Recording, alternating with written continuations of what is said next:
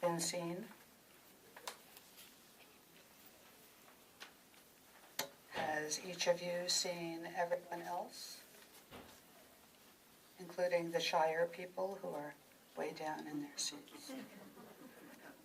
Remember, I can see you. I don't know if you've been doing this while I've been away. This is a practice that was introduced to me by a Baptist minister when I was a chaplain at Robert Wood Johnson University Hospital. And she called it the eye toast, as in, drink to me only with thine eyes, to toast another person by looking at that person. In this congregation, you have given it a new name. It's now called the Eyes of Peace. And why do we do this? I'm going to say what I always say because I'm hopelessly repetitive. You know, it's like they say that novelists all have 3 good stories and ministers all have 3 good sermon topics.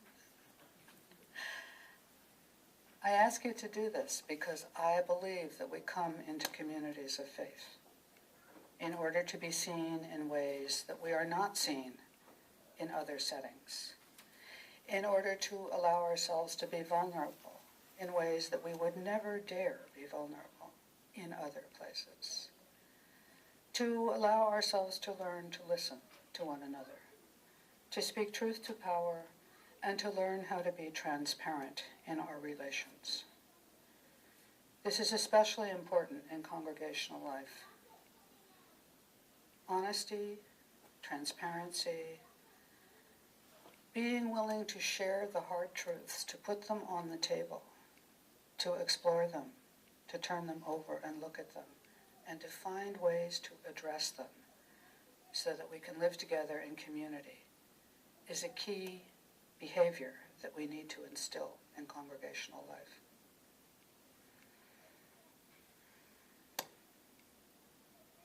And now to take me to church. How many of you have ever said to another person, take me to church? 1 or 2 of you. That's what I thought. I want you to close your eyes for a minute. We'll just do some thinking, some reflecting on our lives up until this point, okay? So close your eyes. I want you to remember the first time you ever went to something that you referred to as a church, a synagogue, a mosque, a sacred place. What was that first time like?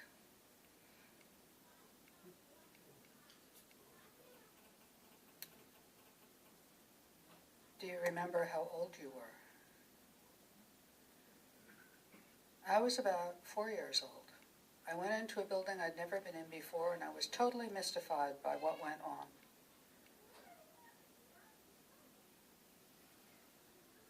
Mystified and later intrigued, obviously, or I never would have become a minister, but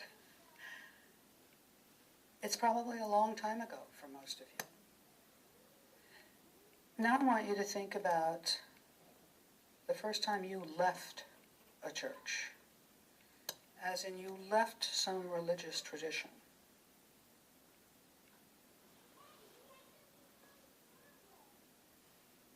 What did that feel like? Was it a sudden thing? Was it a gradual development after days, months, years of feeling out of place? Or like that place had lost its meaning and significance to you?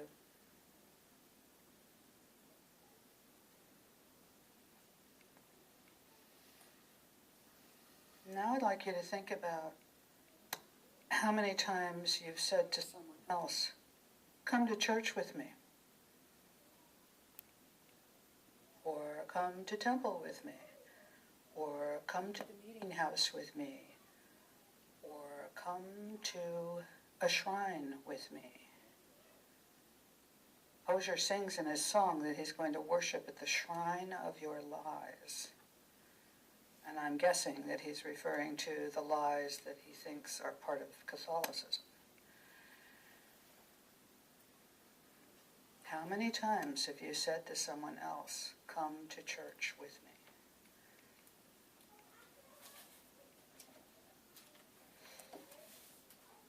me? Something else to think about, of course, is what brought you to church? Why did you bother coming in to, let's call it a faith community?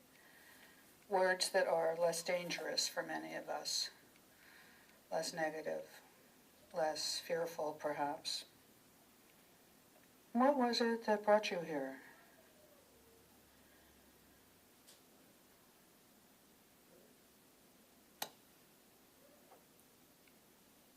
And what has kept you here? In the common language used outside this building, this is called a church service. And this is called the Unitarian Universalist Church. We, of course, as insiders, know many other things about it, that this is not necessarily a church. It's a meeting. It's a meeting house.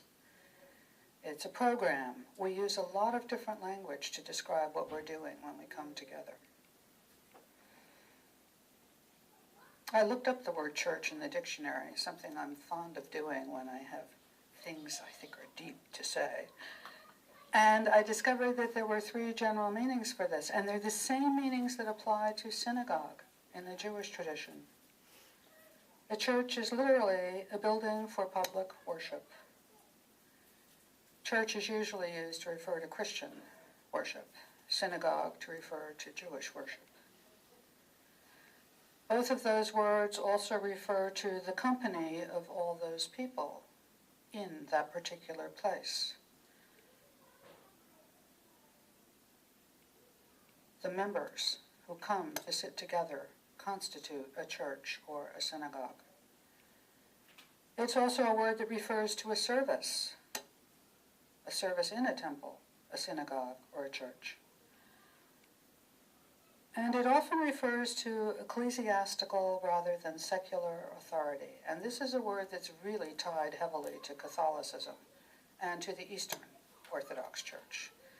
The notion that the church is an institution of tremendous power and that it's set up in an extremely hierarchical way. The Greek word that church comes from is kuriakon, and there's a Greek word for synagogue, synagoga. So these are sister words, sister meanings, traditions. Now, I looked up another word while I was thinking about this, and that's the word congregation. Congregation usually refers to, here's what I said, people assembled for religious worship. Some of the synonyms for that: parishioners, parish, churchgoers, flock.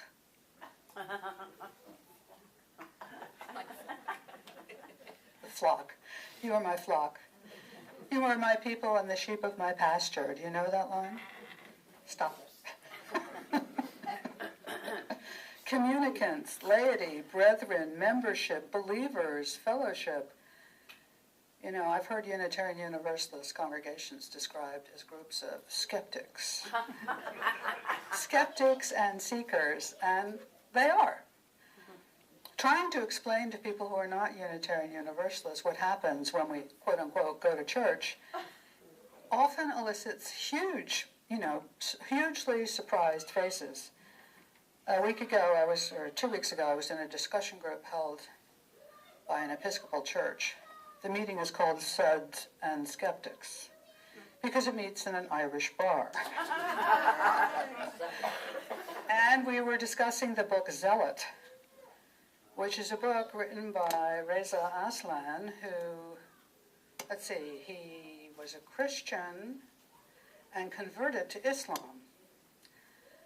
At one point, I was the only non-Episcopalian in the room. The leader of the group said, "So Julie, maybe you could speak to this." And I thought, oh, here we go, I'm the token outsider. And he said, we've been talking about Trinitarian things and all of that, and how do you handle that in Unitarian Universalist circles? And I said, well, first of all, I don't teach a unified theology. I believe that your theology is what lives in your heart. And it's up to you to open the door, to let me in there. I'm not here to convert you to anything. I'm here to open more doors, to raise possibilities. I hope to inspire you to think about some of what goes on in your spiritual lives and your intellectual lives in ways that haven't occurred to you before. I said, now you're probably talking about Jesus, aren't you? And he said, yes. And I said, well, I happen to agree with Karen Armstrong that Jesus was a charismatic faith healer. He was also a preacher and a teacher. And he was a Jew of the first century. The matter of whether or not he's also semi-divine or divine is a question of faith. It is something that absolutely cannot be proven. There are Unitarians, and I have met them, who are still very attached to their feelings about Jesus. And there are others who have let him go. And this guy who was heading the discussion said, thank you.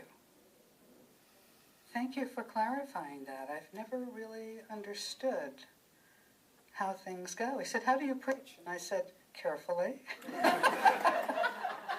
You know that joke about how do porcupines make love? Carefully. Yes. Porcupine congregations. Unitarian Universalist congregations are full of porcupines. But mostly very gentle ones. Mostly very gentle ones. And it behooves us to consider that, to be tender with one another. Tenderness is one of those qualities that's really critical to being in a congregation. And I say this because I was telling Bonnie this before the service began. We tend to forget, when we've settled into a congregation, how frightening it is for people to come into places of worship that they've never been to before, to come to church. If we've been wounded by teachings in any sort of religious tradition, we walk away. We leave. We're injured, we're wounded, we feel scarred. And it takes a long time to recover from those kinds of wounds because your spirit life is something really deep and precious to you. And it should be, whether you're a humanist, a theist, an agnostic. And from my perspective, Unitarian Universalism is an agnostic religion. It is an agnostic religion in the sense that my systematic theology professor at Drew Theological School told me. I said, how do you define agnostic? And he said, it's not a matter of we don't know. For agnostics, it's a matter of it doesn't matter. It doesn't matter if there is a divine being or not. And when he said that, I suddenly flashed back to my experience of the first Unitarian minister I met when I was 22, who officiated at my wedding, and I asked him to tell me something more about how he understood Unitarianism, Universalism, although this was before the merger. And he said, we're not waiting for God to do anything. And I thought, isn't that a lovely way to allow space for everyone, for people who have God in their hearts, in their minds, in their souls, and for people who do not have God in their hearts or minds or souls. We're not waiting for God. We're doing things ourselves. And this speaks to our humanist memberships. We are here. Jewel, who is a pop singer, wrote a song about her hands. She said, my hands are small, I know. And they are mine. And she also sings in the same song, my hands, God's hands. Our hands are the hands of whatever it is that we consider divine. It is up to our hands to bring more peace, love, and justice into the world, to bring tenderness to one another.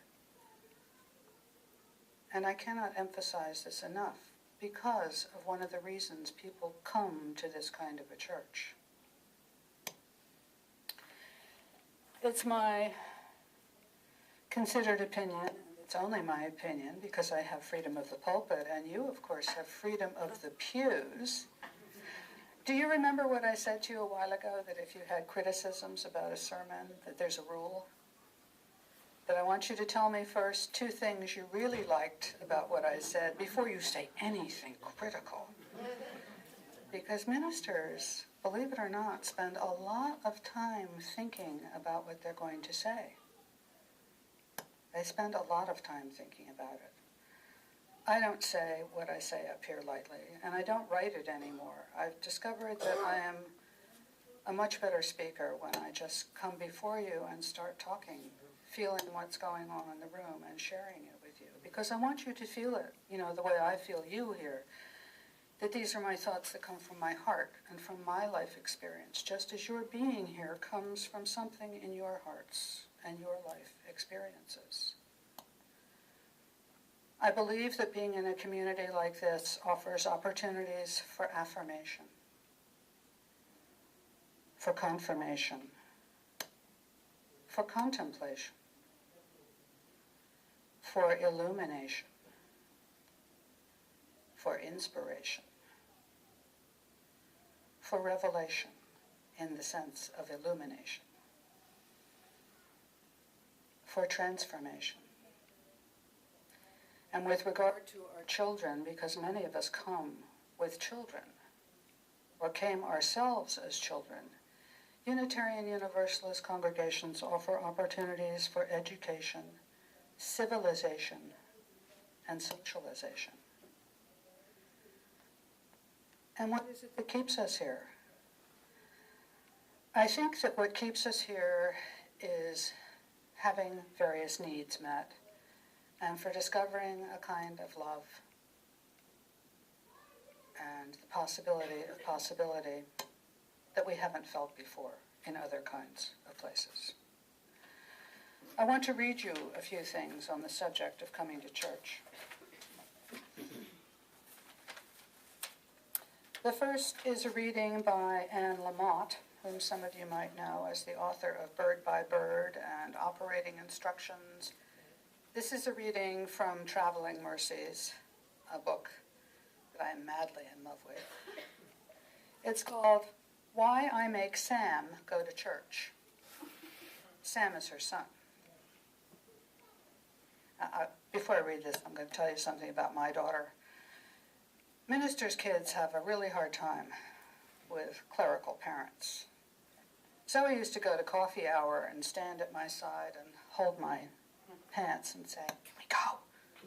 And I'd say, 15 minutes. All right, 15 minutes. She'd run away and she'd come back. Can we go? And I'd say, 15 minutes. One day she looked at me and she said, "You know you're lying, don't you?" And I said, "Well, I'm not trying to lie." And she said, "Mother, coffee hour always takes an hour. I want to go." And I said, "You don't have to stay here. You can go out in the playground." Okay. When I became a settled minister in Somerset Hills, she said to me, "You don't expect me to come to church every single Sunday now, do you?" And I said, "No, you don't have to, but why are you saying that?" And she said, "Well, I don't really want to come." And I said, "Why not?" And she said, "I've already heard the sermon." And I said, I was really surprised. I said, "How did that happen?" She said, "Mother, you talk to your computer when you're writing the sermon." And, she was right. I do. I'm about halfway between extrovert and introvert. And the extrovert part needs the audience. It needs the reaction and the interaction. And I realized that she was right. I mutter to myself when I'm writing. But of course, she hasn't heard any of my sermons for the last 2 years because I don't write them anymore. And she still doesn't want to come to church. Here's what Anne Lamott says. Sam is the only kid he knows who goes to church, who is made to go to church 2 or 3 times a month. He rarely wants to. This is not exactly true. The truth is, he never wants to. What young boy would rather be in church on the weekends than hanging out with a friend? It does not help him to be reminded that once he's there, he enjoys himself, that he gets to spend time drawing in the little room outside the sanctuary, that he only actually has to sit still and listen during the short children's sermon. It does not help that I always pack some snacks, some Legos, his art supplies, and bring along any friend of his whom we can lure into our churchy web. It does not help that he genuinely cares for the people who are there, All that matters to him is that he alone among his colleagues is forced to spend Sunday morning in church. You might think, noting the bitterness, the resignation, that he was being made to sit through a 6-hour Latin Mass, as Catholics again. Or you might wonder why I make this strapping, exuberant boy come with me most weeks, and if you were to ask, this is what I would say. I make him because I can.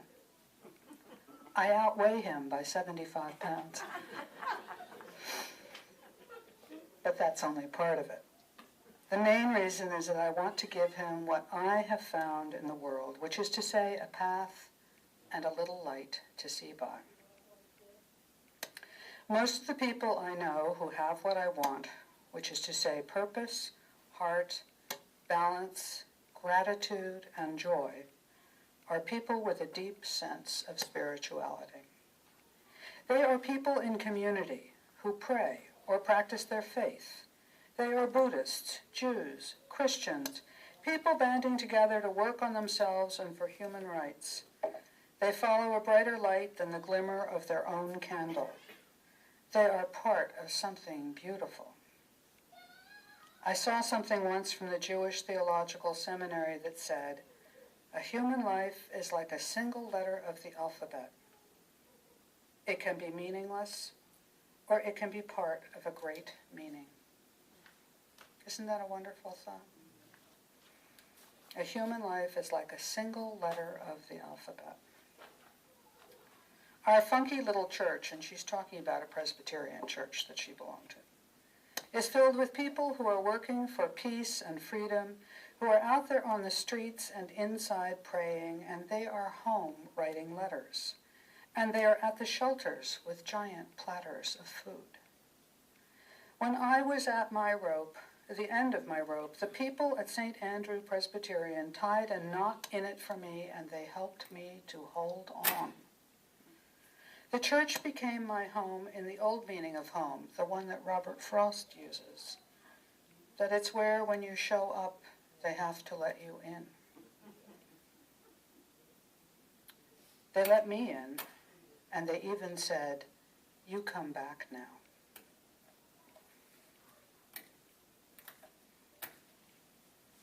Now, from a different perspective,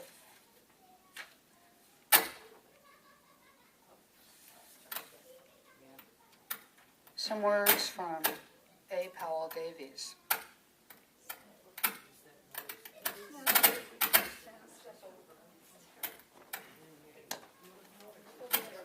I'm going to kill my side of it.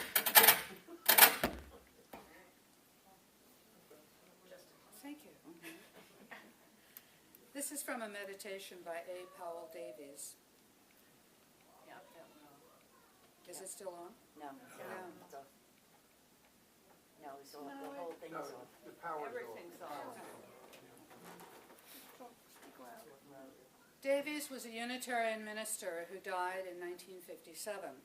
He gained national renown from his pulpit at All Souls Unitarian Church in Washington, D.C. He provided a powerful voice on behalf of liberal religion by combining a passion for civil rights with a deep concern for spiritual and worldly issues, and he planted many congregations around the D.C. area. This is what he wrote. Let me tell you why I come to church. I come to church and would, whether I was a preacher or not, because I fall below my own standards. And I need to be constantly brought back to them. I am afraid of becoming selfish and indulgent, and my church of the free spirit, brings me back to what I want to be. I could easily despair, doubt and dismay could overwhelm me, but my church renews my courage and my hope. It is not enough that I should think about the world and its problems at the level of a newspaper report or a magazine discussion. It could too soon become too low a level. I must have my conscience sharpened until it goads me to the most thorough and responsible thinking of which I am capable. I must feel again the love I owe to others. I must not only hear about it, but feel it. And in church, I do.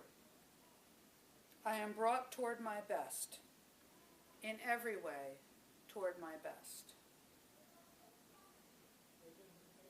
That is exactly what I wish for each of you as members of this faith community and of this faith. That being part of it brings you toward your best. That when you come here, you bring your best self, or that you are at the very least looking for your best self.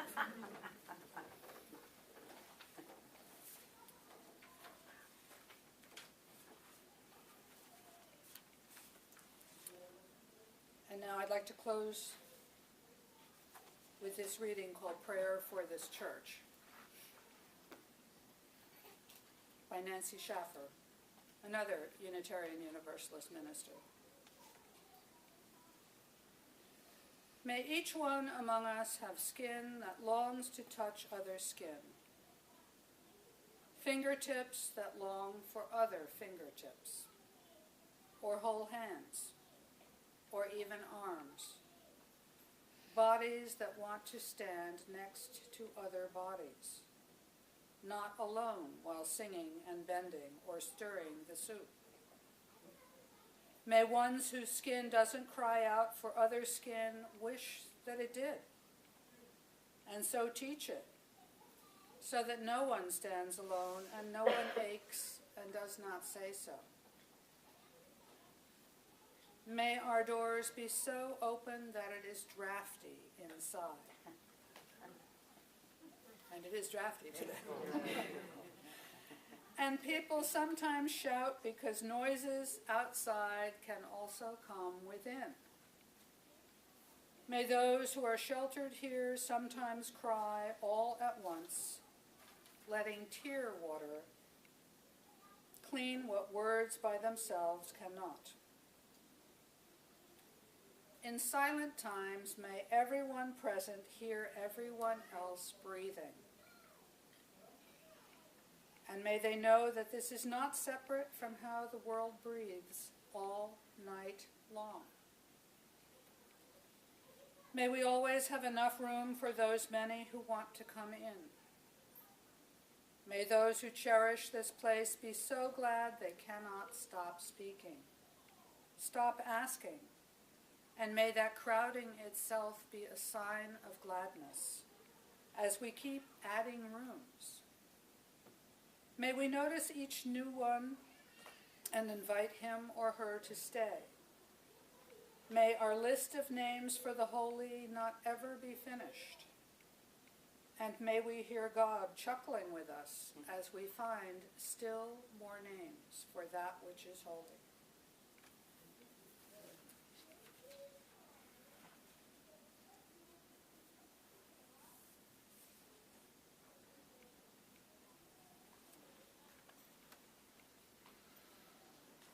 Here endeth my words of wisdom. And now we're going to take the morning offering. I ask that you remember that what you give with love is received with gratitude.